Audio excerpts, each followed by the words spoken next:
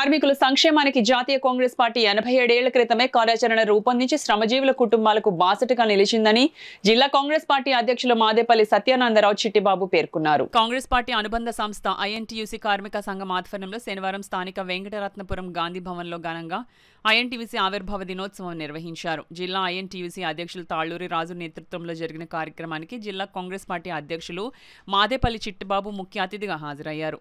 ఈ సందర్భంగా ముఖ్య అతిథి చిట్టిబాబు మాట్లాడుతూ కార్మికుల సంక్షేమానికి జాతీయ కాంగ్రెస్ పార్టీ 87 ఏళ్ల క్రితమే కార్యాచరణ రూపొందించి శ్రమజీవుల కుటుంబాలకు బాసటగా నిలిచిందని తెలిపారు. ఐఎన్టీయూసీ జిల్లా అధ్యక్షులు తాళ్లూరి రాజు కార్మిక సంఘాలకు అండగా ఉంటూ నిరంతరం కార్మికుల తరపున పోరాటాలు అభినందనీయమన్నారు. తాళ్లూరి రాజు మాట్లాడుతూ కార్మికులు లేనిదే ప్రపంచమే లేదన్నారు.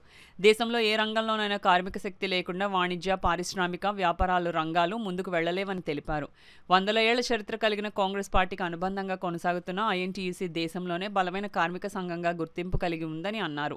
కార్మికుల ఐక్యతతో ముందుకు సాగితేనే కార్మిక లోకం మంచి మనుగడ సాధిస్తుందని తెలిపారు. జిల్లాలో ఐఎన్టీయూసీ యూనియన్ కు మాజీ కేంద్ర మంత్రి, ప్రస్తుత కాంగ్రెస్ వర్కింగ్ కమిటీ సభ్యులు ఎంఎం పల్లంరాజు సంపూర్ణ సహకారం అందిస్తున్నారని తెలిపారు. ప్రపంచ కార్మికుల దినోత్సవాన్ని పురస్కరించుకుని జిల్లా వ్యాప్తంగా కార్యక్రమాలు చేపట్టామని, అయితే మే 3 ఐఎన్టీయూసీ ఆవిర్భావ దినోత్సవం సందర్భంగా మహిళా కార్మికులకు నూతన వస్త్రాలు పంపిణీ చేయడంతో పాటు అన్నదానం నిర్వహించామని తాళ్లూరి రాజు తెలిపారు. ఈ కార్యక్రమంలో భవన నిర్మాణ కార్మిక సంఘం ప్రతినిధులు, ఇతర సంస్థల కార్మిక ప్రతినిధులు పాల్గొనగా కాకినాడ సిటీ కాంగ్రెస్ అధ్యక్షులు దాట్ల గాంధీరాజు, జిల్లా ఎస్సీ సెల్ అధ్యక్షులు ఎం సూర్యప్రకాష్ తదితరులు పాల్గొన్నారు.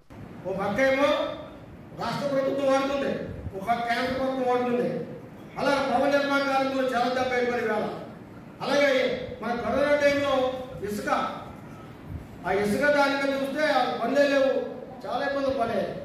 కాబట్టి కరోనా టైంలో నల్ల చట్టాలు తెచ్చారు.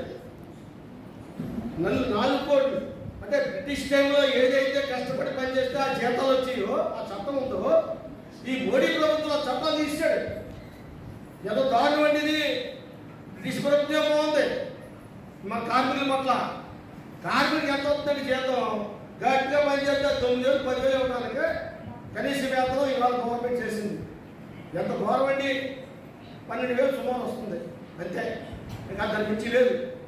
కాబట్టి మేమేమంటున్నామంటే అన్ని కార్మిక సంఘాలు కూడా కలుసుకొట్టుకుని 18,000 నుండి 26,000 రూపాయలకు ఇవ్వాలని చెప్పేసి ఒక సమావేశం పెట్టుకున్నాం. ఈ సమావేశంలో కూడా మేము ఇదే చెప్పాం, పాంప్లెట్ వేసాం, మీటింగ్లు పెట్టాం, మన మీడియాలో కూడా చెప్పాం. కాబట్టి మనం అందరూ ఐక్యతగా ఉంది. ఒక ఫ్యాక్టరీ ఉందండి, ఫ్యాక్టరీలోని 26,000 18,000 ఇవ్వాలని తలసుకట్టుగా మన ఫ్యాక్టరీ అంతా సభ చేస్తే దిగొస్తాడు ఎత్తురాడు. కానీ మనలో లోపం సన్నగిలేదు. ఎలాగా? కార్మికుల ఐక్యత లేదు. ఈ కార్మికులు ఎందుకంటే కాంట్రాక్ట్ బేసిస్ మీద అనుకోని 10 రూపాయలు ఎక్స్టెంట్ అలా పోతాడు. అలాగే కనీస వేతనంలో ఎక్కడ ఉన్నాడో వాడు వీక్గా ఉంటాడో, బలహీనుడు అలాగే ఉంటాడు. కాబట్టి ఏర్పాటు చేసినటువంటి సంఘం ఇది స్వతంత్రం రావడానికి. ఆనాడు రేపు స్వతంత్రం సిద్ధించినప్పుడు కార్మికుల పక్షాలు నిలబడి కార్మికుల పక్షాల కార్మికుల హక్కుల కోసం పోరాటం చేసేటటువంటి ఒక సంఘం కావాలనేటువంటి ఆలోచనతో ఆ రోజు కాంగ్రెస్ పార్టీలో ఆనాడు బ్రిటిష్ వారి సంఖ్యల నుంచి భారతదేశాన్ని విముక్తి కలిగించేటువంటి అంశంలో ప్రధానమైనటువంటి పాత్ర పోషించినటువంటి ఆనాటి స్వతంత్ర సమరయోధులు ఏర్పాటు చేసినటువంటి సంఘమే Indian national trade union Congress అనేటటువంటిది. ఆ తర్వాత ఈ రోజు ఆనాటి నుంచి కూడా ఈనాటి వరకు కూడా ఈ సంఘం దాదాపు 30 మిలియన్లు అంటే దాదాపు 3 కోట్ల మంది సభ్యత్వం ఉన్నటువంటి సంఘం, కార్మిక సంఘం ఈ దేశంలో ఏదైనా ఉంది అంటే అది కేవలం ఒక ఐఎన్టీయూసీ మాత్రమే. ఈ రోజు ఐఎన్టీయూసీ అనేటువంటి సంఘం మీకు కేవలం ఒక ప్రాంతంగానో మరో విధంగానో కాదు, జాతీయ స్థాయిలో ఉన్నటువంటి అనేకమైనటువంటి కంపెనీల్లో అనేకమైనటువంటి ఇబ్బందులు, సమస్యలు ఎదుర్కొన్నటువంటి ఎవరైతే కార్మికులు ఉన్నారో అటువంటి వారి పక్షాన నిలబడి పోరాటం చేసేటటువంటి సంఘం ఐఎన్టీయూసీ. ఈ రోజు మీరందరూ కూడా ఐఎన్టీయూసీలో భాగమైనందుకు నలుకోటి కావచ్చు,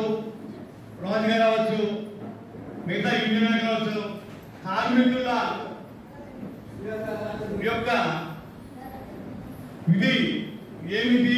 కార్మికులు లేకపోతే ప్రపంచమే లేదు అన్నది అక్షర సత్యం. దేనికైనా కార్మికుడి నుంచే పదవుద్ది. అటువంటి కార్మికుడికి ఎప్పటి నుంచో మన దేశ జనాభా పెరిగినట్టుగా కార్మిక సంఘాలు బలపడుతున్నట్టు ఎక్కడా దాఖలాలు లేవు. కార్మికులకి ఏ ప్రభుత్వం వచ్చినా ఇంపార్టెన్స్